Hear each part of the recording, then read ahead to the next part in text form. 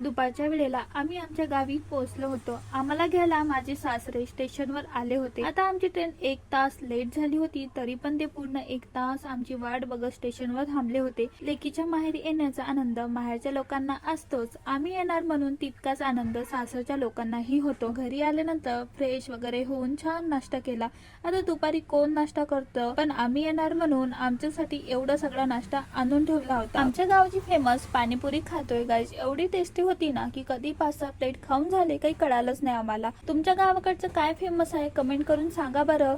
नंतर दहीवडे, खस्ता असं एक एक करून सगळं स्ट्रीट फूड एन्जॉय केलं। एवढं खाल्लं की आता घरी जाऊन जेवण्याची पण इच्छा नाही। उन्हाच्या बाबतीत आमचं गाव काही कमी नाही, म्हणून अशा गरमीत मस्त थंड थंड फालुदा घेतला होता। उन्हाळ्यात असं काही थंड मिळालं की मूड लगेच चांगला होतो। हा आहे आमचा मोत्या, नेहमी पोळी किंवा घरी जे असेल ते आम्ही त्याला खायला देत असतो। प्राण्यांना पण कोण प्रेमाने खायला देते हे लक्षात राहते, म्हणून आमच्या नेहमी दारात बसलेला असतो। तर माहेरी आल्यानंतर खूप आळस येतो, काहीच करावं असं वाटत नाही, फक्त आराम करावा असंच वाटत राहतं। पण आईला एकटीला काम करताना बघून हेल्प केल्याशिवाय राहवत नाही, म्हणून कपाटातल्या साड्या आणि कपड्यांच्या घड्या घालून सगळं छान ऑर्गनाइज करायला घेतलं। लग्नाआधी मला कपड्याच्या घड्या घालायचा खूप कंटाळा यायचा, पण लग्नानंतर ती सवय पण लागून गेली। कपाट आवरताना कितीतरी जुने कपडे दिसले आणि त्याबरोबर खूप जुन्या आठवणी पण आठवल्या। जेवणात पापडाची चटणी बघून मला शाळेच्या दिवसाची आठवण झाली। मी डब्यात पापडाची चटणी, बटाट्याच्या कापण्या आणि भेंडी फ्राय अशा भाज्या जास्त घेऊन जायचे। त्यानंतर राहिलेलं काम करतच होते, तेवढ्या सासूबाईचा फोन आला, म्हणाल्या आपण देवदर्शनाला जाऊया। मग जेवढं होईल तेवढं आवरलं आणि तयारी करायला घेतली।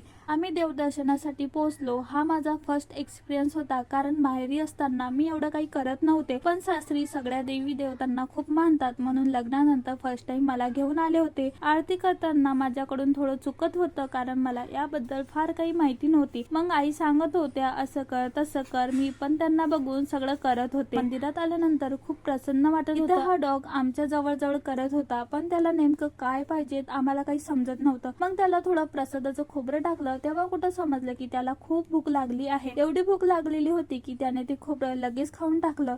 त्याची भूक बघून आम्हाला खूप वाईट वाटलं। दर्शन घेऊन आम्ही तिथून निघालो, पण जाताना मध्येच आमच्या रिलेटिव्ह कडे पण गेलो। ते आम्हाला नेहमी बोलत असतात, पण जाणं काही होत नाही। आज म्हटलं वेळ आहे तर जाऊया। तिथे मस्त शरबत घेतलं, थोड्या वेळ गप्पा मारल्या आणि नंतर घरी निघालो।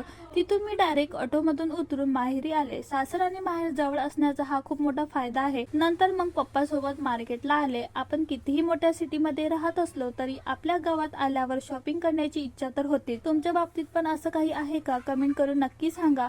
मार्केट मधल्या काही गोष्टी बघितल्या आणि काही घेतल्या पण। त्यानंतर चौपाटीला गेलो, पण यावेळी तिथे बसून खाण्यापेक्षा म्हटलं पार्सल घेऊन घरी जाऊया, म्हणजे सगळ्यांना एकत्र बसून खाता येईल। घरी आल्यानंतर सगळ्यांनी सोबत जेवण केलं।